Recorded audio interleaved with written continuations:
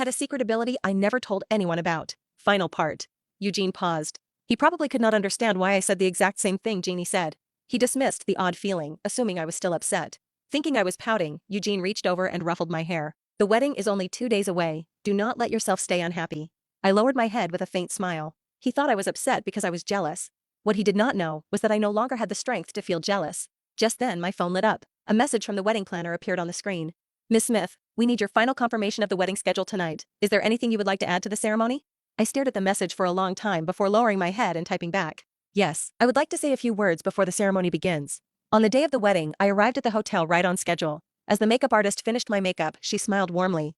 Miss Smith, you look absolutely beautiful today. I looked at my reflection in the mirror. I truly looked like a bride eagerly waiting to marry the love of her life. However, I was the only one who knew the truth. I was not there to marry Eugene. I had come to give him and Jeannie the greatest gift of their lives. The makeup artist reached for my veil, then suddenly stopped. Miss Smith, this veil. I looked up. One corner of the veil was wrinkled. There was a faint smear of lipstick on it. My fingers clenched instantly. This veil had been sewn by my mother during the final days of her life. By then she was already so weak she could barely hold a needle. Her hands shook constantly. Even so, she sat up in her hospital bed and spent an entire month carefully sewing every pearl and every tiny silk rose onto the edge of the veil. She had smiled and said, I may not be here to walk beside you down the aisle, so let this veil stand in for me and stay with you every step of the way. When you wear it, pretend Mom is still holding your hand. Not long afterward, she passed away. From that day on, I kept the veil stored in my wedding dress box. I could hardly bear to take it out, let alone touch it.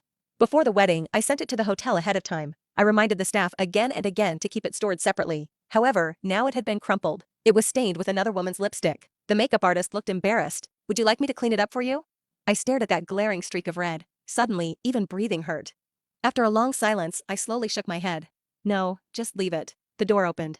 Eugene walked in wearing a black suit. His handsome face looked calm and gentle. If I had not already learned the truth, I probably would have fallen for him all over again. He stopped behind me and met my eyes in the mirror. Melissa, you look beautiful today. He reached out to straighten my veil. Then he gently cupped my face, his eyes overflowing with affection, and leaned in to kiss me. The moment our breaths mingled, my vision went black. Another scene appeared before my eyes. It was a private lounge. Jeannie wore my veil. Her eyes were red, and the lipstick on her lips was badly smeared.